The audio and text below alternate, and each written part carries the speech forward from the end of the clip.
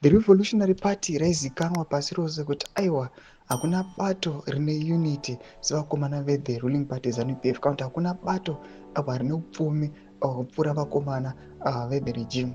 Panapa toona kuti hanzi vakomana vakauya aiwa this 2030 agenda vakauya vakafurira mutungamiri wenyika vachizokonzeresa destabilization aiwa the regime.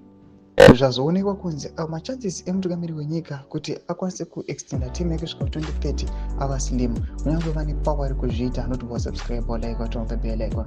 Tipina pahendo pana Facebook page vakuona BBC vanobudanyira vachiti reality, those who came with the 2030 idea have destabilized ZANU-PF. The chances of ED to finish his term are slim.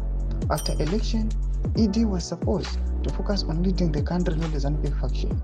It's not a secret that opposition and the other ZANU faction are united when it comes to supporting ED, and as a leader, that should worry you. Looking to the situation in Zimbabwe, ED will be lucky to finish his term. Ndo mashoko ari kuonekwa panapa zvinzi aiwa kune vamwe vakomana vari the ruling party ZANU-PF vari kuonekwa kunzi aiwa ivavo vanotokwanisa tounita nevakomana opposition inozikanwa kuti illegitimate vachiuya vachistopa aiwa this bid yekuextenda term.